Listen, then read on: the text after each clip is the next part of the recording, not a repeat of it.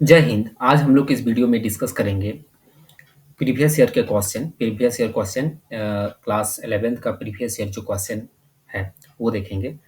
Previous year के question में किस टाइप का क्वेश्चन पूछा जाता है और अभी जो एग्ज़ाम आने वाला एग्ज़ाम जो है 17 अप्रैल, 18 अप्रैल और 19 अप्रैल को है। तो 17, 18 और 19 अप्रैल को जो एग्ज़ाम है उसमें जो कंप्यूटर साइंस का एग्ज़ाम होने वाला है, कंप्यूटर साइंस के एग्ज़ाम में किस टाइप का क्वेश्चन आएगा और जो भी क्वेश्चन आएगा वो क्वेश्चन पिछले पिछले साल जो पूछा गया क्वेश्चन था उसी के रिलेटेड क्वेश्चन होगा। और 2022 में जैक में जो क्वेश्चन पूछा गया था क्लास 11th का, यही क्वेश्चन है। उसी क्वेश्चन को आज हम लोग डिस्कस करेंगे कि किस टाइप का क्वेश्चन आता है और कहाँ से कौन से चैप्टर से कौन सा क्वेश्चन, कितना क्वेश्चन पूछा जाएगा, वो हम लोग देखेंगे। तो टोटल क्वेश्चन जो है 40 क्वेश्चन का एग्ज़ाम होगा। 40 मार्क्स का 40 क्वेश्चन, यानी कि पर क्वेश्चन 1 मार्क्स का होगा। 40 मार्क्स का होगा, 40 क्वेश्चन होगा। 40 क्वेश्चन वो ऑब्जेक्टिव टाइप का होगा। 40 क्वेश्चन ऑब्जेक्टिव टाइप का, ऑब्जेक्टिव टाइप का होगा, ऑब्जेक्टिव टाइप का। तो ऑब्जेक्टिव टाइप का क्वेश्चन होगा, 40 मार्क्स का होगा होगा और 40 क्वेश्चन होगा। तो आज हम लोग डिस्कस करने वाले हैं क्लास 11th का प्रीवियस ईयर क्वेश्चन, और प्रीवियस ईयर में क्वेश्चन में से जो पिछले साल पूछा गया था 2022 में, यानी 2022 में जो क्वेश्चन पूछा गया था उसको हम लोग डिस्कस करेंगे। तो चलिए फर्स्ट नंबर 1 जो क्वेश्चन है, नंबर 1 क्वेश्चन है इन्फॉर्मेशन इज। इन्फॉर्मेशन क्या है? इन्फॉर्मेशन एक रॉ फैक्ट्स एंड फिगर्स है, या इनपुट डाटा है, मीनिंगफुल डाटा है, या नॉन ऑफ दिस है। इसमें से क्या होगा? तो इन्फॉर्मेशन मीनिंगफुल डाटा है। मीनिंगफुल डाटा यानी कि रिजल्ट को हम लोग मीनिंगफुल डाटा कहेंगे। आउटपुट, रिजल्ट, इन्फॉर्मेशन सेम चीज़ है। और रॉ फैक्ट्स एंड फिगर को हम लोग डाटा कहते हैं। डाटा डाटा का डिफिनेशन अगर कहें तो ग्रुप ऑफ फैक्ट्स या collection of facts is called data. तो रॉ फैक्ट्स और फिगर को हम लोग डाटा कहते हैं, और मीनिंगफुल डाटा को हम लोग क्या कहते हैं? इन्फॉर्मेशन कहते हैं। यानी प्रोसेस किया गया डाटा को हम लोग क्या कहते हैं? इन्फॉर्मेशन, आउटपुट या रिजल्ट कहते हैं। नेक्स्ट क्वेश्चन है, तो यहाँ पर जो सही आंसर होगा वो सही आंसर क्या होगा? Meaningful data, meaningful data. Next है, what is what is the full form of CPU. CPU का फुल फॉर्म क्या है? सीपीयू का फुल फॉर्म क्या होगा? चीप प्रोसेस यूनिट नहीं होगा, कनेक्टेड प्रोसेसिंग यूनिट नहीं होगा, चैट प्रोसेस यूनिट नहीं होगा। इसका मतलब क्या होगा? Central processing unit. इसका फुल फॉर्म होता है central processing process central processing unit, यानी कि सेंट्रल प्रोसेसिंग यूनिट यानी कि सीपीयू, सेंट्रल प्रोसेसिंग यूनिट,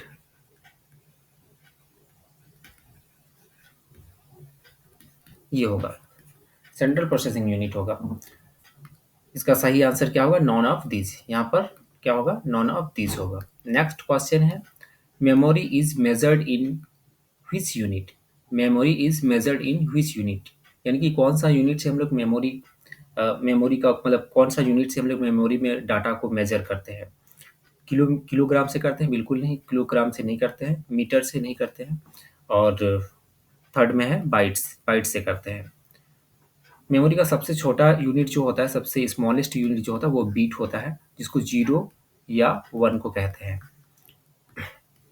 इसका बाद नेक्स्ट, और उसके उससे उससे थोड़ा बड़ा यानी कि बीट से बड़ा जो यूनिट होता है वो होता है बाइट्स। उसके बाद होता है एमबी। इसके बाद होता है जीबी, टीबी। इस तरह से वो बड़ा यूनिट वो होते जाता है। तो ठीक है, तो कुछ इस तरह से है। मतलब memory is measured in which unit, तो सही आंसर होगा बाइट्स। नेक्स्ट क्वेश्चन है choose odd one from the flowing, यानी कि इसमें से सबसे अलग जो है उसको सेलेक्ट करना है। तो मुझको लगता है कि speed, accuracy,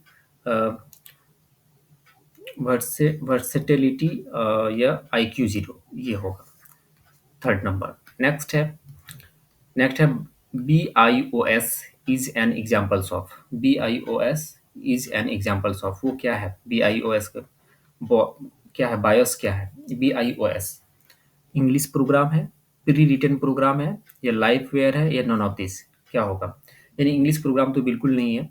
pre written programme, हाँ, प्री रिटन प्रोग्राम है जो कंप्यूटर को स्टार्ट करने में मदद करता है। बेसिक इनपुट, इसका फुल फॉर्म जो होता है BIOS का फुल फॉर्म जो होता है वो है basic basic input input output system, basic input output system, इसका फुल फॉर्म ये होता है।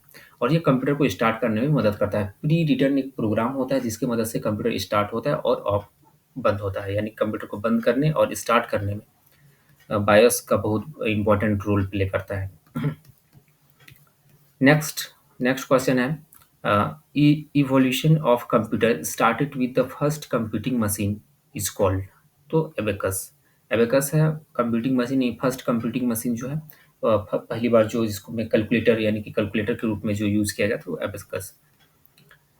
नेक्स्ट है third generation computer used for integrated internal operation, यानी कि इंटरनल ऑपरेशन कहने का मतलब कि किस टेक्नोलॉजी का यूज़ किया गया था। इंटरनल ऑपरेशन कहने का मतलब कि एक सीपीयू के रूप में, यानी कि उसमें जो टेक्नोलॉजी यूज़ किया गया था टास्क परफॉर्म करने के लिए थर्ड जनरेशन कंप्यूटर में, तो वो कौन सा टेक्नोलॉजी का यूज़ किया गया था। तो वैक्यूम ट्यूब तो फर्स्ट जनरेशन के कंप्यूटर में यूज़ किया गया था, और सेकंड जनरेशन के कंप्यूटर में ट्रांजिस्टर, और थर्ड जनरेशन के कंप्यूटर में किया गया था इंटीग्रेटेड सर्किट, जो आज भी जितने भी कंप्यूटर है सभी कंप्यूटर में इंटीग्रेटेड सर्किट का ही यूज़ किया जाता है। नेक्स्ट क्वेश्चन है यहाँ पर question number 8। Analog computer takes input in the form of, यानी कि एनालॉग कंप्यूटर जो इनपुट लेता है वो किस फॉर्म में लेता है। डिजिट्स के फॉर्म में, जीरो जीरो एंड वन, या वोल्ट्स एम्पियर या सेल्सियस ईटीसी, या इलेक्ट्रॉन्स, या नॉन ऑफ दिस, क्या होगा। जीरो या वन के फॉर्म में जो कंप्यूटर इनपुट लेता है उसको हम लोग डिजिटल कंप्यूटर कहते हैं। डिजिटल कंप्यूटर, उसको हम लोग क्या कहते हैं, डिजिटल कंप्यूटर कहते हैं। जो आप यहाँ पर स्क्रीन में देख रहे हैं ये डिजिटल कंप्यूटर है। डिजिटली डाटा को इसमें सेव करके रख सकते हैं लॉन्ग टाइम के लिए, यानी कि लंबे समय तक हम लोग डाटा को सेव करके रख सकते हैं डिजिटल कंप्यूटर में।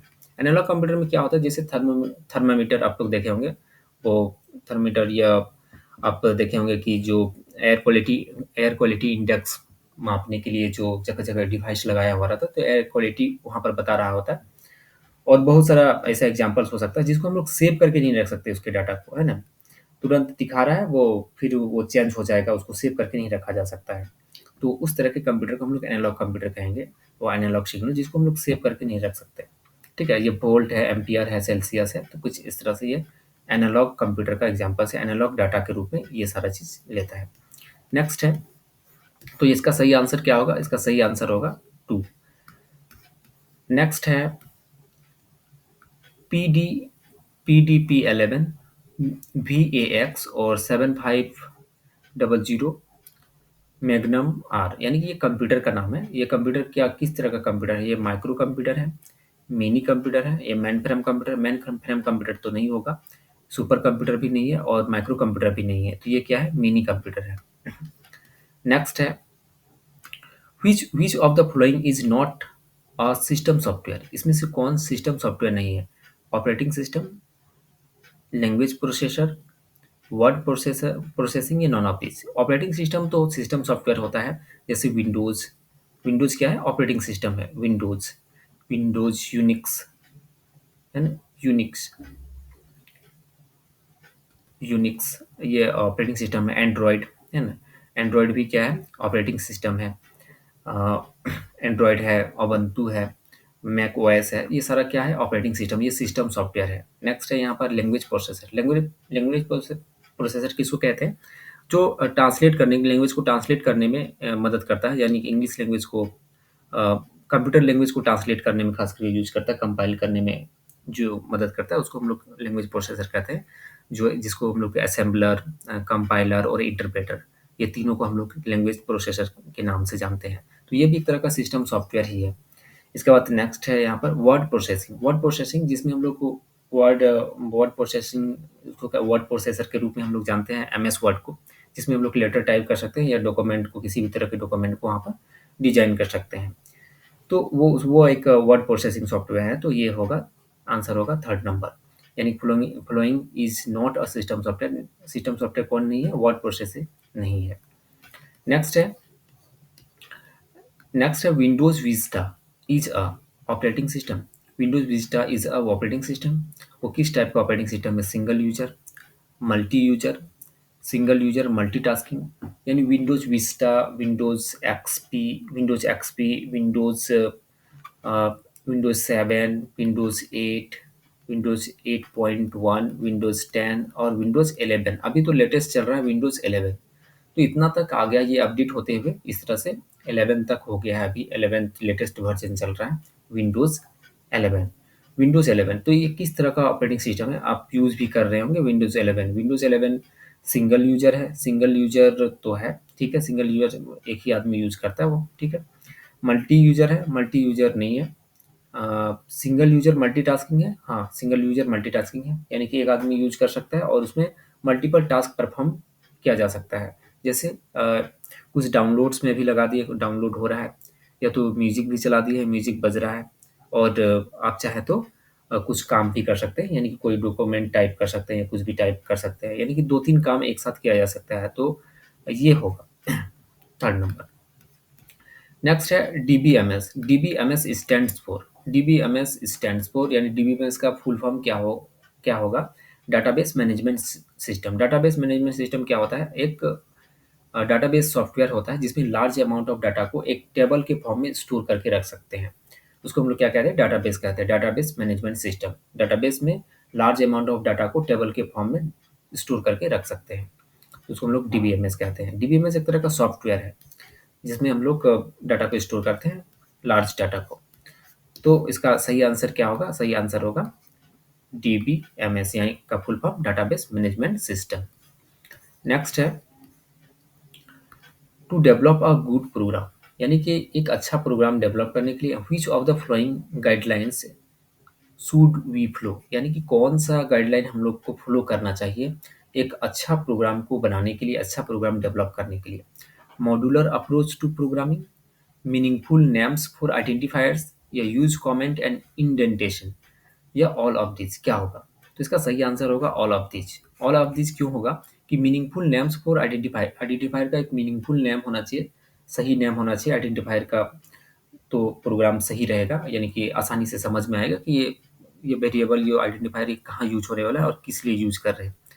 Use the comment and indentation को, कमेंट यूज करते हैं, अगर प्रोग्रामिंग हम लोग लिखते हैं तो हर एक लाइन के साइड में अगर कमेंट यूज करते हैं तो उस लाइन का मतलब पता चल जाता है कि इस लाइन को हम लोग क्यों लिखे हैं। इंडेंटेशन का मतलब क्या होता है? लेफ्ट साइड से, जो पैराग्राफ का जो लेफ्ट साइड होता है, लेफ्ट साइड से थोड़ा सा स्पेस स्पेस होना चाहिए। तो लेफ्ट साइड से थोड़ा सा स्पेस होगा तो क्या होगा? प्रोग्रामिंग एक प्रॉपर वे में एक लिखा हुआ रहेगा और समझ में ज़्यादा आएगा। तो कुछ इस तरह से ये वाला ये सारा चीज़ होना ही चाहिए, यानी कि सारा गाइडलाइंस को फॉलो करना चाहिए। मॉड्यूलर अप्रोच भी होना ही चाहिए। तो कुछ इस तरह से ये ऑल ऑफ दीज होगा इसका सही आंसर। नेक्स्ट क्वेश्चन है 14, is a program and that accept data values in tabular form, यानी कि एक प्रोग्राम है, एक सॉफ्टवेयर है, एक कौन सा सॉफ्टवेयर है जिसकी मदद से हम लोग क्या कर सकते हैं कि टेबुलर फॉर्म में डाटा को एक्सेप्ट कर सकते हैं, टेबुलर फॉर्म में, यानी कि रो कॉलम्स के रूप में डाटा स्टोर होगा। तो ग्राफिक सॉफ्टवेयर हो सकता है, प्रेजेंटेशन सॉफ्टवेयर नहीं, प्रेजेंटेशन सॉफ्टवेयर नहीं होगा, ग्राफिक सॉफ्टवेयर भी नहीं होगा। ये इलेक्ट्रॉनिक स्प्रेडशीट होगा। क्या होगा? Electronic spreadsheet. इलेक्ट्रॉनिक स्प्रेडशीट किसको कहते हैं? MS Excel. एमएस एक्सेल आप लोग पढ़े होंगे। एमएस एक्सेल, एमएस एक्सेल क्या होता है? इसमें देखना कि रो कॉलम्स में डाटा स्टोर किया जाता है। इसमें जो भी वैल्यू होता है, जो भी हम लोग डाटा इंसर्ट करते हैं, रोज एंड कॉलम में हम लोग डाटा इंसर्ट करते हैं, यानी एक टेबुलर फॉर्म में डाटा इंसर्ट किया जाता है इसमें, इलेक्ट्रॉनिक स्प्रेडशीट में। गूगल सीट भी इलेक्ट्रॉनिक स्प्रेडशीट का ही एग्जाम्पल्स है, Google seat. Libra office Calc भी है, कैल्क, लिब्रा ऑफिस कैल्क भी है, जिसमें हम लोग डाटा को स्टोर करते हैं टेबुलर फॉर्म में, यानी कि रोज और कॉलम में हम लोग डाटा इंसर्ट करते हैं। नेक्स्ट क्वेश्चन है, तो इसका सही आंसर क्या होगा? Electronic spreadsheet. नेक्स्ट क्वेश्चन है interpreter. Interpreter is use to translate language, यानी कौन सा लैंग्वेज को इंटरप्रेटर ट्रांसलेट करता है? तो हाई लेवल लैंग्वेज होगा, है ना। सी प्लस प्लस का इंट्रोडक्शन वाला ही पार्ट में आप लोग को मतलब सी प्लस प्लस में, जैसे कि यूनिट 2 में आप लोग पढ़े होंगे, यानी कि प्रोग्रामिंग मेथडोलॉजी जो चैप्टर है उसमें आप पढ़े होंगे कि इसका इंटरप्रेटर का यूज़ कैसे करते हैं, असेंबलर का यूज़ कब करते हैं, और कंपाइलर का यूज़ कब करते हैं। कंपाइलर, असेंबलर और इंटरप्रेटर, ये तीनों का यूज़ कब करते हैं आप वहाँ पर पढ़ें। तीनों का काम है ट्रांसलेट करना, लेकिन ट्रांसलेट करने का तरीका अलग अलग होता है। Interpreter line by line program को ट्रांसलेट करता है और कंपाइलर पूरे प्रोग्राम्स को एक साथ ट्रांसलेट करता है। तो इसका सही आंसर होगा हाई लेवल लैंग्वेज, यानी कि हाई लेवल लैंग्वेज, इसका सही आंसर हाई लेवल लैंग्वेज होगा। नेक्स्ट क्वेश्चन है is a pictorial representation of step by step solution of a problem, यानी कि हर एक सॉल्यूशन प्रॉब्लम का स्टेप बाय स्टेप सॉल्यूशन जो पिक्चोरियल फॉर्मेट में रिप्रेजेंट करे उसको क्या कहते हैं। यानी पिक्चोरियल फॉर्मेट में जो रिप्रेजेंट करता हो, पिक्चोरियल यानी कि एक ग्राफिक्स में जो रिप्रेजेंट करता हो, उसको क्या कहते हैं, उसको कहते हैं हम लोग फ्लो चार्ट की मदद से। एल्गोरिदम क्या होता है, एल्गोरिदम प्रोग्राम कितने स्टेप में लिखा जाएगा उसका सेट ऑफ रूल्स जो होता है, यानी कि फर्स्ट स्टेप क्या होगा, सेकंड स्टेप क्या होगा, कितने स्टेप में प्रोग्राम एग्जीक्यूट होगा, ये एल्गोरिदम बताता है। और उसी एल्गोरिदम को ग्राफिकली अगर रिप्रेजेंट करते हैं तो उसी को हम लोग क्या कहते हैं, फ्लो चार्ट कहते हैं। Flow chart graphical representation of program, यानी कोई भी प्रोग्राम को ग्राफिकली हम लोग रिप्रेजेंट करते हैं कि फर्स्ट स्टार्ट हो रहा है, फिर उसमें लॉजिकल हो रहा है यानी डिसीजन हो रहा है, फिर वहाँ पे फिर आउटपुट शो कर रहा है तो आउटपुट के लिए एक अलग फिगर बना रहे हैं। तो ये जो फिगर के मदद से हम लोग रिप्रेजेंट करते हैं प्रोग्राम को तो उसको हम लोग कहते हैं फ्लो चार्ट। नेक्स्ट क्वेश्चन है रोम्बस, यानी कि रोम्बस ये डायमंड शेप का होता है। डायमंड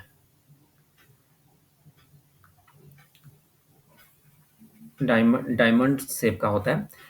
ये डायमंड शेप का होता है। डायमंड कुछ इस तरह से, इस तरह का शेप होता है। कुछ कुछ बना नहीं, कुछ अलग से बनाते हैं। इस तरह का शेप का होता है। और इसमें क्या होता है कि मतलब आप फ्लो चार्ट में पढ़े होंगे। फ्लो चार्ट में क्या होता है कि इसमें डिसीजन के लिए यूज होता है, खास करके डिसीजन। ये डिसीजन के लिए खास करके ये वाला फिगर का यूज किया जाता है। डिसीजन के लिए इसका यूज किया जाता है। तो इसका सही आंसर क्या होगा, डिसीजन। इनपुट का मतलब तो अलग होता है, प्रोसेस अलग होता है, अलग फिगर होता है। इसका डिसीजन का लिए ये होता है। तो ये इसमें हम लोग का फ्लो चार्ट में इसका फिगर आपको मिल जाएगा। तो इसका सही आंसर होगा डिसीजन। नेक्स्ट क्वेश्चन है compile time error is, compile time error is are. Compile time error क्या होता है, किस टाइप का एरर होता है। जब हम लोग कंपाइल करते हैं प्रोग्राम को तो किस टाइप का एरर होता है, सिंटैक्स एरर होता है। कोई सेमीकोलन मिस्टेक हो गया या कहीं पर जो सिंटैक्स हम लोग सही नहीं लिख रहे हैं तो वहाँ पर वो सिंटैक्स एरर बता देगा। तो सिंटैक्स एरर होता है कंपाइल टाइम में। सिमेंटिक एरर क्या होता है, सिमेंटिक्स एरर या लॉजिकल एरर, इसको लॉजिकल एरर कहते हैं। जो प्रोग्राम प्रोग्राम रन तो हो जाता है लेकिन आउटपुट गलत दिखता है तो उसको हम लोग सिमेंटिक एरर या लॉजिकल एरर कहते हैं। ठीक है, तो कुछ इस तरह से है। यानी सही आंसर क्या होगा, सिंटैक्स एरर। नेक्स्ट क्वेश्चन है run time error. Run time error occurs during the, तो ये एग्जीक्यूशन ऑफ प्रोग्राम, प्रोग्राम को जब एग्जीक्यूट करते हैं ना तभी ये रन टाइम एरर होता है। प्रोग्राम को जब एग्जीक्यूट करते हैं तभी क्या होता है, रन टाइम एरर होता है। नेक्स्ट क्वेश्चन है decimal number system has base, यानी कि डेसिमल नंबर सिस्टम का जो बेस होता है वो कितना होता है, 10 होता है। डेसिमल का 10 होता है। और ऑक्टल का, ऑक्टल नंबर सिस्टम का क्या होता है, ऑक्टल नंबर सिस्टम का होता है 8, यानी 0 से लेके 7 तक होता है। इसका बेस होता है 8। ऑक्टल का 8 होता है। इसके बाद बाइनरी का क्या होता है, बाइनरी का, बाइनरी नंबर सिस्टम का 2 होता है। 0 या 1 है तो ये क्या होगा, 2 होगा इसका बेस। इसके बाद डेसिमल का तो पता ही है 10 होता है। इसके बाद हेक्साडेसिमल, हेक्साडेसिमल, हेक्साडेसिमल का क्या होता है, हेक्साडेसिमल का होता है 0 से लेकर 9 तक और ए से लेकर एफ तक, यानी कि टोटल इसका जो बेस होता है वो 16 होता है। कितना बेस होता है, 16 होता है। कुछ इस तरह से होता है। नेक्स्ट क्वेश्चन है नंबर सिस्टम का, यानी कि यहाँ पर है 207 in decimal is in octal, यानी कि डेसिमल में है 207, इसको हम लोग को ऑक्टल में कन्वर्ट करना है। तो ऑक्टल में कैसे कन्वर्ट करेंगे, तो सिंपल, बहुत ही आसान तरीका है इसको कन्वर्ट करना। 207 ये है, इसको क्या करना है कि 8 से इसको डिवाइड कर देना है। 8 से इसमें जो डिवाइड करेंगे, डिवाइड करते हैं और इसमें जो जो भी रिमाइंडर आता है उसको हम लोग साइड में लिखते हैं रिमाइंडर को। और रिमाइंडर को क्या करते हैं हम लोग, इधर इधर हो जाता है MSD और इधर होता है LSD, यानी कि मोस्ट सिग्निफिकेंट डिजिट और लिस्ट सिग्निफिकेंट डिजिट को हम लोग काउंट करते हैं, यानी कि ये नीचे से ऊपर की ओर जो डिजिट्स है उसको लिख देते हैं रिमाइंडर जो आता है। तो कुछ इस तरह से हम लोग 8 से इसको डिवाइड करेंगे, तो डिवाइड करेंगे तो कितना होगा, 25 से अगर मल्टीप्लाई करते हैं तो 200 होता है। तो 25 यहाँ पर 25 लिखना है, 25 लिखना है, और इसमें रिमाइंडर कितना आ जाएगा, 7 आ जाएगा। 200 अगर इसमें माइनस हो जाएगा तो कितना हो जाएगा, 7। इसका रिमाइंडर 7 आ गया। फिर 8 से इसको डिवाइड करेंगे 25 को, तो कितना, 3। तो यहाँ पर 3 बाद में 24 हो जाएगा, तो यहाँ पर रिमाइंडर क्या बन जाएगा, रिमाइंडर को इधर लिखना है। रिमाइंडर को हम लोग हिंदी में क्या कहते हैं, इसको शेष कहते हैं, शेष है ना रिमाइंडर को। तो कुछ इस तरह से यहाँ पर कितना हो जाएगा, 1 हो जाएगा। रिमाइंडर कितना बचेगा, 1 बचेगा। तो कुछ इस तरह से इसका रिमाइंडर हो जाता है। यहाँ पर जो बचा हुआ है ये भी 8 से नहीं जाएगा, तो ये रिमाइंडर हो गया। तो यहाँ 3, 1 और 7 ये 3 रिमाइंडर हो गए। ये तीनों रिमाइंडर को क्या करेंगे, कुछ इस तरह से हम लोग नीचे से ऊपर की ओर, यानी मोस्ट सिग्निफिकेंट डिजिट से लेकर लिस्ट सिग्निफिकेंट डिजिट तक हम लोग इसको लिखते हैं। तो कुछ इस तरह से हो जाएगा 317, यानी कि ये इसका आंसर हो गया 317। 317 यहाँ पर है, हाँ है, ये 2 नंबर सही आंसर 317, कुछ इस तरह से। नेक्स्ट क्वेश्चन है यहाँ पर 714 इन ऑक्टल। और ऑक्टल को हम लोग को क्या कन्वर्ट करना है, डेसिमल में। ऑक्टल को डेसिमल में कन्वर्ट करना, ये भी काफ़ी आसान है।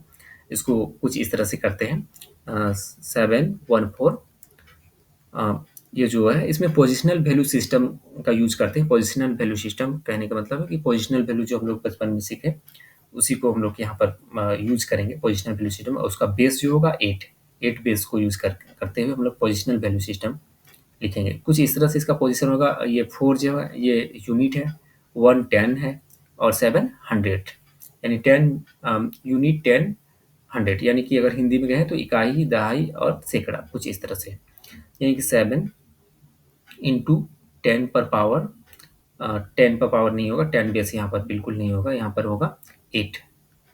8 पर पावर, 8 पर पावर क्या होगा, 2 होगा, क्योंकि 100 है तो 2 होगा इसका बेस। इसके बाद प्लस 1 इंटू 8 पर पावर 1 प्लस 4 इंटू 8 पर पावर 0, कुछ इस तरह से होगा। इसके बाद यहाँ पर क्या करेंगे कि ये 8 पर पावर 0, यानी कि किसी भी संख्या पर पावर अगर 0 होता है तो उसका वैल्यू क्या हो जाता है, 1 होता है। तो 1 इंटू 4, तो यहाँ पर क्या हो जाएगा, 4 हो जाएगा, सिंपली 4 हो जाएगा।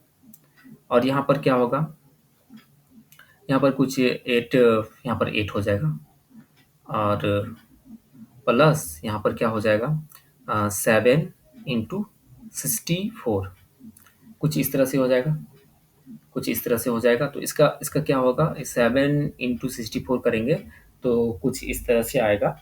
यहाँ पर हो जाएगा 448, कुछ इस तरह से होगा। इसका प्लस, दोनों को प्लस करेंगे तो यहाँ पर हो जाएगा 12, और ये हो जाएगा 460, 460 यहाँ पर है, 460 बिल्कुल है।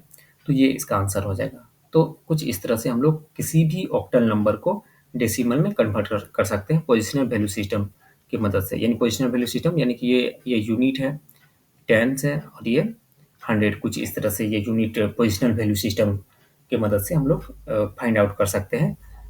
ऑक्टल ऑक्टल मतलब ऑक्टल नंबर को डेसिमल में कन्वर्ट कर सकते हैं, डेसिमल नंबर हम लोग फाइंड आउट कर सकते हैं, कुछ इस तरह से। 10 बेस वाला ये हो गया, कुछ इस तरह से इसका आंसर आ गया। ये सही आंसर है 460। नेक्स्ट क्वेश्चन है C plus plus is an, क्या है, मशीन, असेंबली या high level language. C plus plus क्या है, हाई लेवल लैंग्वेज है, तो ये सही आंसर होगा, C plus plus is an high level language. Next है every C plus plus program must have function, यानी कि कौन सा फंक्शन होगा, मतलब हर एक सी प्लस प्लस प्रोग्रामिंग में वो फंक्शन का यूज होता ही होता है, तो वो है मैन फंक्शन। मैन फंक्शन का यूज हम लोग हर एक प्रोग्राम में करते हैं, तो ये इसका सही आंसर होगा मैन। नेक्स्ट क्वेश्चन है who is the developer of the C plus plus language. C plus plus language का डेवलपर कौन है, तो बेर्जिने स्ट्रोस्ट्रॉप ये सी प्लस प्लस का डेवलप किया था। इसके बाद नेक्स्ट क्वेश्चन है smallest individual unit in a program is called, यानी कि स्मॉलेस्ट यूनिट यानी प्रोग्राम का सबसे छोटा भाग को क्या कहते हैं, यानी कि सबसे छोटा यूनिट को क्या कहते हैं, उसको कहते हैं token. Token is the smallest unit of program, smallest individual unit of program. और ये 6 टाइप का टोकन होता है। उसमें से हम लोग को पढ़े हैं टोकन में 6 टाइप का token, keywords, identifier, strings, operator, ये सारा कीवर्ड्स होता है। मतलब टोकन होता है, वो सारे मतलब टोकन होता है। टोकन को हम लोग यूज करते हैं प्रोग्राम में। बिना टोकन का प्रोग्राम हम लोग कंप्लीट नहीं कर सकते। यानी कि किसी भी प्रोग्राम को आपको कंप्लीट बनाना हो, यानी कि पूरा करना हो, तो उसके लिए टोकन का यूज करना ही पड़ेगा। छोटा सा पार्ट है टोकन। इसके बाद नेक्स्ट नेक्स्ट क्वेश्चन है यहाँ पर 27। A A is an examples of, A is an examples of integer literals, character literal या रियल लिटरल। लिटरल का मतलब कांस्टेंट, तो करेक्टर लिटरल्स होगा, करेक्टर है ये, है ना। तो सही आंसर क्या होगा, ये 2 होगा। नेक्स्ट क्वेश्चन है, next question, in C plus plus programming slash t is use for, यानी स्लैश टी का यूज हम लोग कब करते हैं सी प्लस प्लस प्रोग्रामिंग, तो हॉरिजॉन्टल टैब के लिए। तो इसका सही आंसर क्या होगा, हॉरिजॉन्टल टैब। नेक्स्ट क्वेश्चन है, data data items and that never change their value during program run are called, यानी कि इसका जो जब डाटा आइटम, एक data item that never change their value program runs are called, यानी कि जब प्रोग्राम रन हो जाता है उसके बाद भी वो क्या करता है, अपने वैल्यू को वो चेंज नहीं करता है। डाटा वैल्यू को वो चेंज नहीं करता है, अपना वैल्यू को चेंज नहीं करता है। इसका मतलब क्या होगा, कीवर्ड्स तो एक वर्ड होता है, एक फिक्स वर्ड होता है, रिजर्व वर्ड होता है, ये तो होगा नहीं। आइडेंटिफायर भी एक नेम होता है, एक यूनिक नेम ऑफ वेरिएबल, यानी वेरिएबल के एक यूनिक नेम को हम लोग आइडेंटिफायर कहते हैं, ये तो होगा नहीं। लिटरल्स, लिटरल्स क्या होता है, कांस्टेंट होता है, जिसका वैल्यू चेंज नहीं किया जा सकता, जिसका वैल्यू चेंज नहीं किया जा सकता। तो सही आंसर इसका ये होगा, लिटरल्स। नेक्स्ट क्वेश्चन है, identify identify the correct statement, यानी कि सही स्टेटमेंट कौन सा है। तो यहाँ पर keywords are the user defined names, keywords are the user defined names, keywords are the reserved words, या कीवर्ड्स में be written in the upper case also, या नॉन ऑफ दिस, क्या होगा। तो सही आंसर है ये, कीवर्ड्स आर रिजर्व वर्ड, यानी कि कीवर्ड क्या है, रिजर्व वर्ड है, जिसका खुद का एक पोजीशन होता है, खुद का एक पावर होता है, जिसका एक स्पेशल मतलब मीनिंग होता है प्रोग्राम में, जिसको यूज करना पड़ता है, कीवर्ड्स। तो keywords is are the reserve word, ये सही आंसर है इसका। नेक्स्ट क्वेश्चन है, नेक्स्ट क्वेश्चन है, set of logical operators. Set of logical operators क्या है, लॉजिकल ऑपरेटर्स 3 ही लॉजिकल ऑपरेटर हैं, एंड और नॉट। यहाँ पर ये तीनों क्या होगा, ये लॉजिकल ऑपरेटर है। और बाकी ये तो अर्थमेटिक ऑपरेटर है, यानी अर्थमेटिक ऑपरेटर जिसमें हम लोग कैलकुलेशन के लिए यूज करते हैं, मैथमेटिकल कैलकुलेशन के लिए। और ये तो है कंपैरिजन ऑपरेटर, यानी कंपेयर, वैल्यू को कंपेयर करने के लिए इसका यूज किया जाता है। नेक्स्ट है, नेक्स्ट है increment and decrement operator. Increment and decrement operators respectively are, increment decrement यानी प्लस प्लस और माइनस माइनस, ये सही आंसर होगा। यानी प्लस प्लस और माइनस माइनस को हम लोग क्या कहते हैं, इंक्रीमेंट डिक्रीमेंट ऑपरेटर कहते हैं। इंक्रीमेंट डिक्रीमेंट ऑपरेटर कहते हैं। यानी प्लस प्लस का मतलब क्या होगा, वेरिएबल में वैल्यू एक 1 बाय 1 करके वैल्यू बढ़ता जाएगा, मतलब इंक्रीज होगा। और माइनस माइनस में क्या होता है, 1 बाय 1 करके वैल्यू डिक्रीज होता जाएगा, यानी कि एक एक करके घटता जाएगा फिर। नेक्स्ट क्वेश्चन है, नेक्स्ट क्वेश्चन है, multiple use of input output operators in single statement is called. Multiple use of input output operator in a single statement is called, यानी कि जब हम लोग मल्टीपल यूज करते हैं तो इसका सही आंसर होगा कैस्केडिंग। कैस्केडिंग यानी इनपुट आउटपुट ऑपरेटर्स के रूप में इसका यूज करते हैं, यानी multiple use of the input output operators in the single statement is called cascading. ठीक है, कैस्केडिंग। ठीक है, नेक्स्ट क्वेश्चन है यहाँ पर, what will be the value of the flowing conditional statement, यानी कि what will be the value of the flowing conditional statement, इसका वैल्यू क्या होगा, इस स्टेटमेंट का वैल्यू क्या होगा।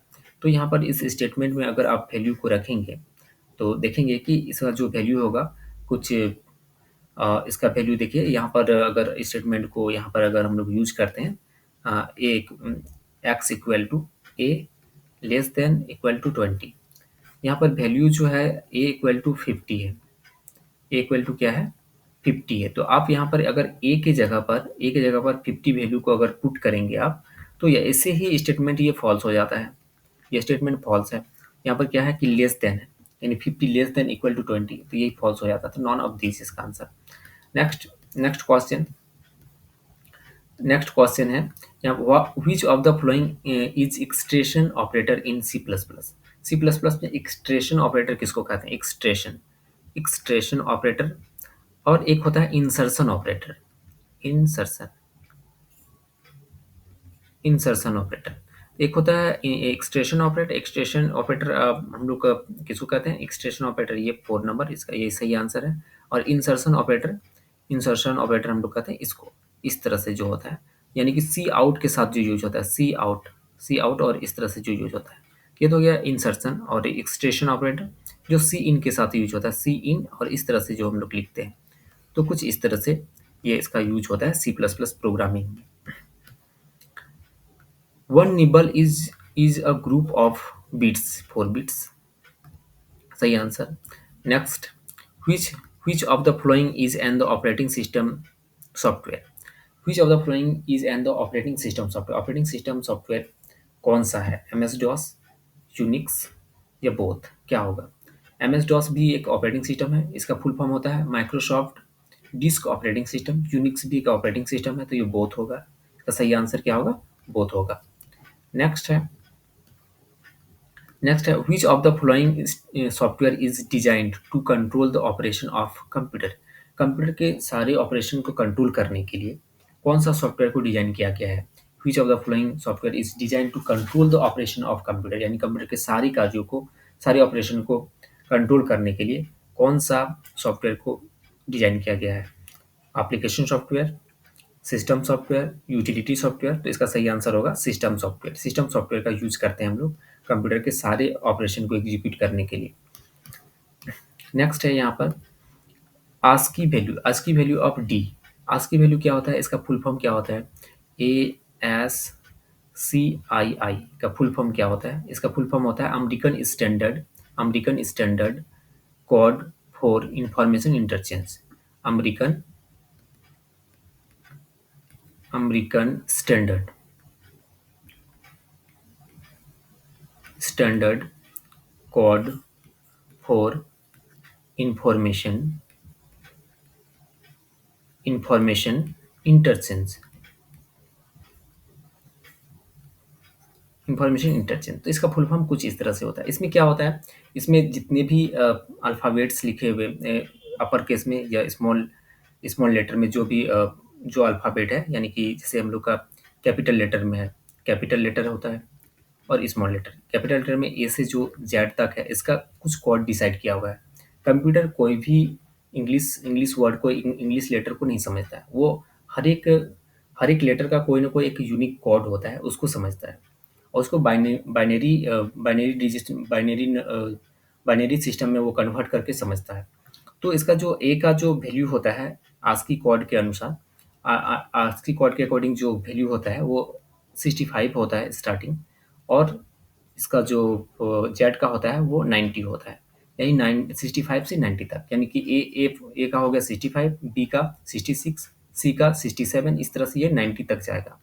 इसके बाद अगर स्मॉल लेटर का अगर बात करें, स्मॉल लेटर का, तो स्मॉल लेटर का हो जाएगा स्मॉल वाला ए से लेकर जेड तक, तो इसका इसका होता है 97 से 122, 97 से 122 तक, यानी 97 हो गया, 97 ए, बी के लिए 98, सी के लिए 99, और डी के लिए 100, कुछ इस तरह से। यहाँ पर डी के लिए 100 होगा। यहाँ पर सही आंसर क्या होगा? डी के लिए 100 होगा। उसी तरह से डिजिट्स के लिए भी कोड है, आस्की कोड। डिजिट के लिए आस्की कोड क्या होता है? डिजिट के लिए होता है 0 से लेकर 9 तक, यानी 0 के लिए होता है 47 और 9 के लिए होता है 57, कुछ इस तरह से, यानी कि 47 से लेकर 57 तक, कुछ इस तरह से इसका कोड है। यानी कि कंप्यूटर का हर एक कैरेक्टर के लिए एक कोई ना कोई कोड है, उसी कोड को कंप्यूटर समझता है, मशीन लेवल लैंग्वेज में कन्वर्ट करके वो मशीन लैंग्वेज को वो समझता है। यानी कि ये सिंपली डायरेक्टली, यानी कि एबीसीडी को नहीं समझता, ना ही कोई डिजिट्स को समझता है। हर एक के लिए कोड डिसाइड किया हुआ है, और वो कोड आस्की कोड के अकॉर्डिंग डिज़ाइन किया हुआ है आस्की कोड। आस्की का फुल फॉर्म क्या होता है? ASCII का फुल फॉर्म होता है American standard code for information interchange. तो इसका सही आंसर डी है। नेक्स्ट क्वेश्चन और लास्ट क्वेश्चन भी अ, है in C plus plus C in and C out are predefined string. C in का यूज हम लोग किसी भी वैल्यू को इनपुट करने के लिए यूज करते हैं। यानी कि वेरिएबल में जो वैल्यू स्टोर होता है ना, यानी इनपुट करते हैं जो वैल्यू कीबोर्ड से, वो सी इन की मदद से ही वेरिएबल में स्टोर होता है। यानी वैल्यू को इनपुट करने के लिए सी इन का यूज किया जाता है। और सी आउट का यूज जो किया जाता है किसी भी तरह की मैसेज को किसी भी तरह की मैसेज को प्रिंट करने के लिए सी आउट का यूज किया जाता है। डबल कोट्स के अंदर इस तरह से लिखा जाता है, जैसे कि कोई भी चीज़ को प्रिंट करना, जैसे सी आउट लिखे और ये इस तरह से हम लोग इंसर्शन ऑपरेटर को लिखते हैं और डबल कोट्स में अगर हम लोग यहाँ पर लिख देंगे वेलकम, अगर ये वेलकम लिख देते हैं और यहाँ पर सेमीकोलन, तो ये वेलकम प्रिंट कर जाएगा। यानी कि इस डबल कोट्स के अंदर जो भी वैल्यू होगा, कुछ भी हम लोग टाइप करेंगे, वो एज ए मैसेज प्रिंट कर जाता है स्क्रीन में। तो सी आउट किसी भी तरह के मैसेज को प्रिंट करने के लिए सी प्लस प्लस में यूज किया जाता है। और वैल्यू में किसी भी वेरिएबल में वैल्यू को इनपुट करने के लिए सी इन का यूज किया जाता है। तो कुछ इस तरह से है। और ये क्या है? ना ही ऑपरेटर है, ना ही फंक्शन है। फंक्शन का पहचान क्या होता है? फंक्शन कोई भी अगर नेम है, जैसे कि यहाँ पर कुछ भी है, जैसे कि ये LCC है, ब्रैकेट ओपन क्लोज कर देंगे, तो इसका मतलब LCC नाम का ये फंक्शन हो गया। ये स्मॉल ब्रैकेट ओपन क्लोज किया तो फंक्शन हो गया। तो ये फंक्शन है नहीं, तो ये क्या है? ऑब्जेक्ट है। ये ऑब्जेक्ट है। तो कुछ इस तरह से ये 40 क्वेश्चन पूछा जाएगा जो अपकमिंग एग्जाम है, जो आने वाला एग्जाम है आपका 17, 18, 19 को जो एग्जाम होने वाला है 11 क्लास 11th के लिए। तो क्लास 11th का जो एग्जाम है, वो उस एग्जाम में 40 मार्क्स का क्वेश्चन होगा, 40 मार्क्स का। और 40 मार्क्स में 40 क्वेश्चन होगा, 40 क्वेश्चन। और क्वेश्चन कुछ इस तरह से ही आएगा, इजी क्वेश्चन रहेगा। जो भी आप लोग पढ़े होंगे, यूनिट टोटल 5 यूनिट्स है इसमें कंप्यूटर साइंस में 11th क्लास का। यूनिट वन में है कंप्यूटर फंडामेंटल्स है, यानी कंप्यूटर सिस्टम के बारे में इसमें डिफाइन किया हुआ है। सिंपल चीज़ है कंप्यूटर फंडामेंटल्स, यानी कि कीबोर्ड्स क्या है, input device, output device, software, number system, यही सब है। ज़्यादा कुछ है नहीं उसमें। यानी कि फंडामेंटल्स ऑफ कंप्यूटर है फर्स्ट यूनिट वन में fundamentals of computer. Unit two में है प्रोग्रामिंग मेथडोलॉजी। प्रोग्रामिंग मेथडोलॉजी में क्या सीखते हैं कि हम लोग प्रोग्रामिंग के तौर तरीकों को यहाँ पर देखते हैं। पिछला वीडियो, अगर ये सिलेबस के बारे में जानना हो तो पिछला वीडियो आप देख लेंगे। पिछला वीडियो में बहुत सारा डिटेल्स में बताया हुआ है कि कितने मार्क्स का होता है, कौन सा चैप्टर से कितने मार्क्स का पूछा जाएगा, और कितने यूनिट्स है, वो सारे यूनिट्स के बारे में पिछले वीडियो में बताया है, और उसमें आप देख सकते हैं। तो सिंपली इस तरह से क्वेश्चन पूछा जाएगा जो आने वाला आपका क्लास 11th का एग्ज़ाम है। तो इस तरह का क्वेश्चन है, आप प्रिपेयर कर लेंगे। इस तरह का और क्वेश्चन सेट हम यहाँ पर नेक्स्ट वीडियो में लेके आएंगे। और उम्मीद करते हैं कि ये सारा क्वेश्चन आपको समझ में आया होगा। मिलते हैं हम लोग नेक्स्ट वीडियो में, तब तक के लिए बाय। और अगर आप इस चैनल में नए हैं तो चैनल को सब्सक्राइब कीजिए और अपने दोस्तों के साथ शेयर भी कीजिए। तब तक के लिए बाय।